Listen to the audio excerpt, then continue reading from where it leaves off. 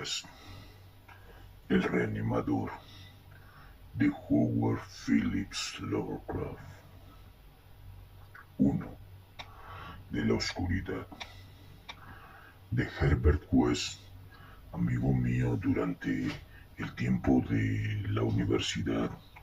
Posteriormente, no pudo hablar sino con extremo terror, terror que no se debe totalmente a la forma siniestra en que desapareció recientemente, sino que tuvo origen en la naturaleza entera del trabajo de su vida y adquirió gravedad por primera vez hará más de 17 años, cuando estábamos en tercer año de nuestra carrera en la Facultad de Medicina de la Universidad del Miskatonic de Arkham.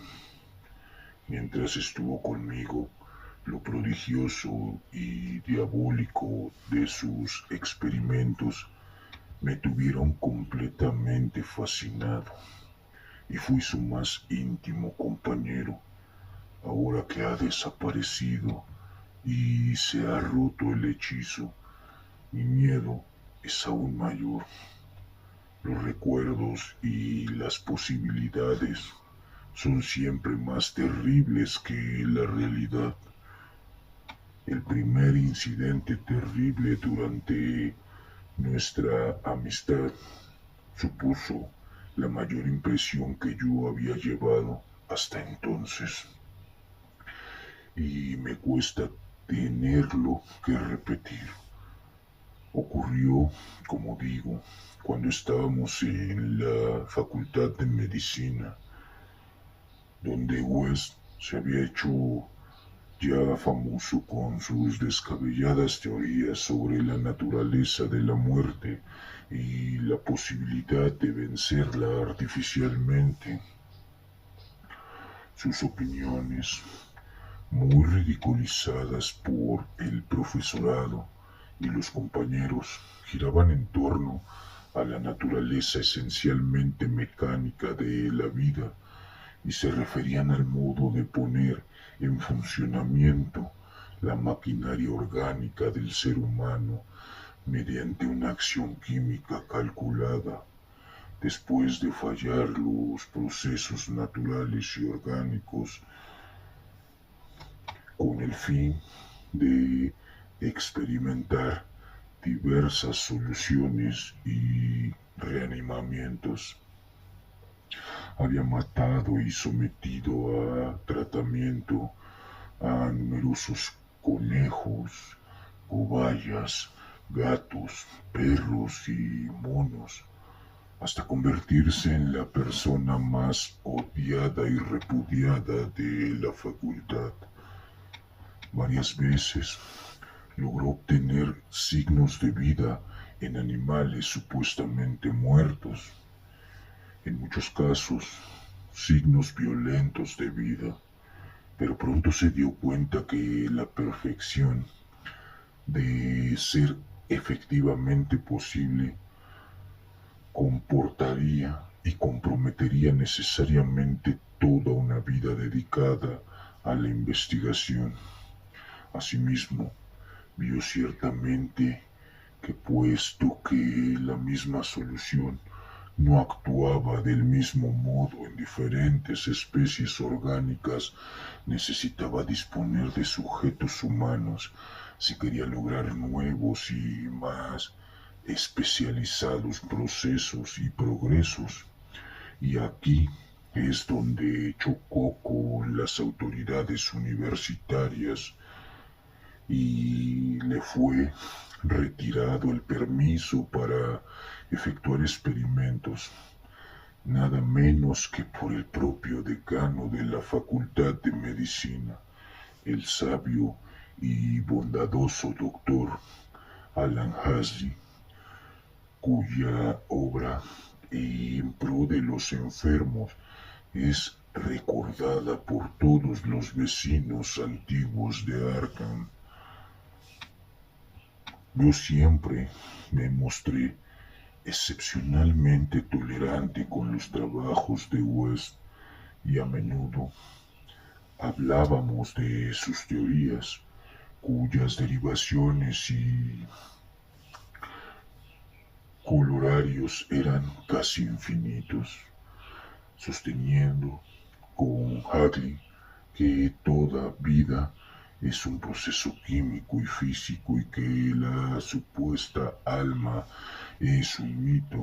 Mi amigo creía que la reanimación artificial de los muertos podría despertar solo del estado de los tejidos y de que estos fueran frescos y que a menos que se hubiese iniciado una verdadera descomposición, todo cadáver totalmente dotado de órganos era susceptible de recibir mediante el adecuado tratamiento esa condición peculiar que se conoce como vida, comprendida perfectamente en el más ligero deterioro de las células cerebrales, ocasionadas por un periodo letal muy largo. Al principio tenía esperanzas de encontrar un reactivo capaz de restituir la vitalidad antes de la verdadera aparición de la muerte, y solo los repetidos fracasos en animales le habían revelado que eran incompatibles con los movimientos vitales naturales y los artificiales. Entonces se procuró ejemplares extremadamente frescos y les inyectó sus soluciones en la sangre inmediatamente después de la extinción de la vida. Tal circunstancia volvió enormemente escépticos a los profesores, ya que entendieron que en ningún caso se había producido una verdadera muerte.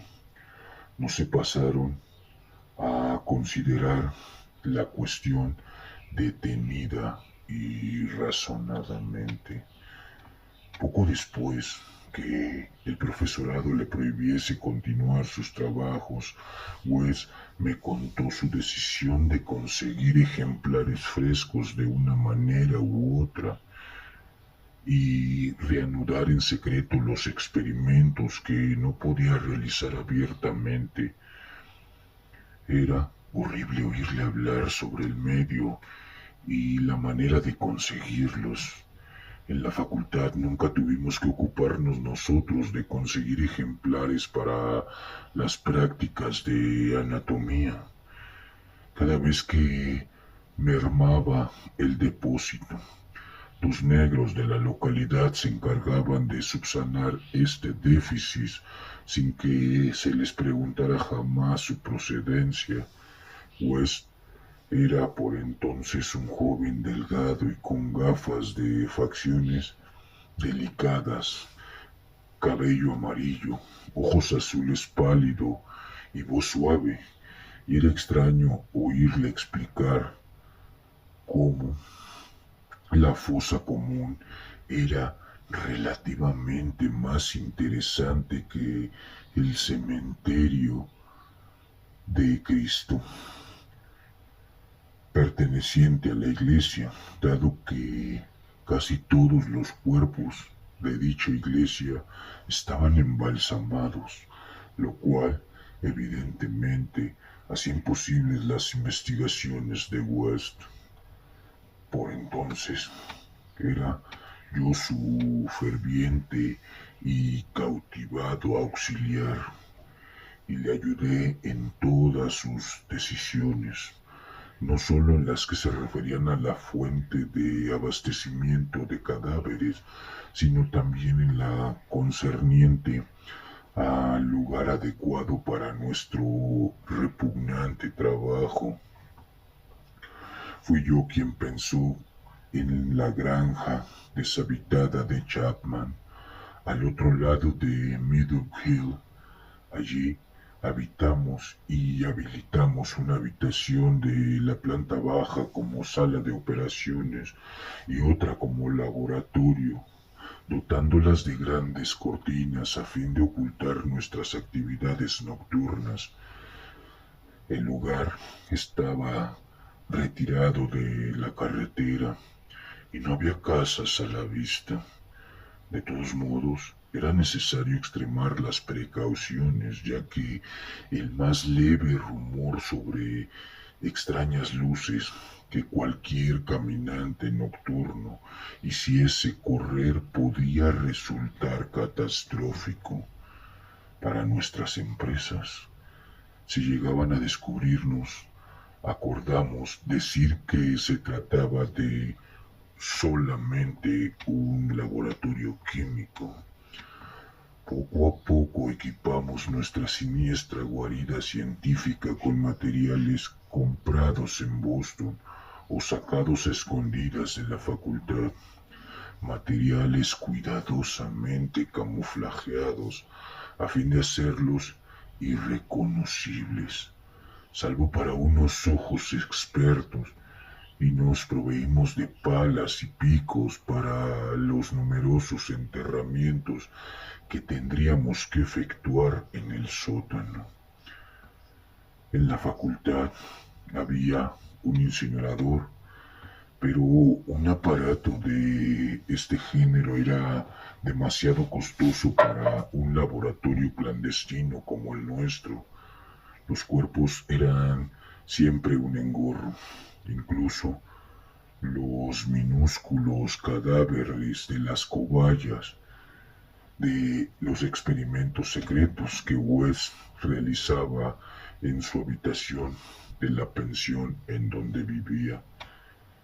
Seguimos las noticias necrológicas locales como vampiros, ya que nuestros ejemplares requerían condiciones determinadas.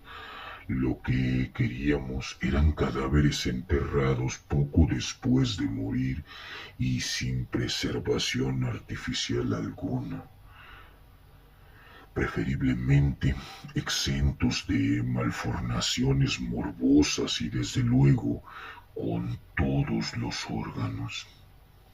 Nuestras mayores esperanzas estaban en las víctimas de accidentes. Durante varias semanas no tuvimos noticias de ningún caso apropiado, aunque hablábamos con las autoridades del depósito y del hospital, fingiendo representar los intereses de la facultad, si bien con no demasiada frecuencia en todos los casos, de manera que quizás necesitábamos quedarnos en Arkham durante las vacaciones, en que solo se impartían las limitadas clases de los cursos de verano. Al final nos sonrió la suerte, pues un día nos enteramos que enterrarían en la fosa común un caso casi ideal, un joven fornido, obrero que se había ahogado el día anterior en el Summer Pond. Lo enterrarían sin dilataciones ni embalsamientos por cuenta de la ciudad. Esa tarde localizamos la nueva sepultura y decidimos empezar a trabajar poco después de la medianoche. Fue una labor repugnante la que acometimos en la oscuridad de las primeras horas de la madrugada, aun cuando en aquella época no teníamos ese horror especial a los cementerios que nuestras experiencias posteriores nos despertaron. Llevábamos palas y lámparas de petróleo, porque si bien ya habían linternas eléctricas entonces, no eran tan satisfactorias como esos aparatos de tungsteno de hoy en día. El trabajo de exhumación fue lento y sórdido. Podía haber sido horriblemente poético si en vez de científicos hubiéramos sido artistas? Y de Pino quedó enteramente al descubierto el ataúd.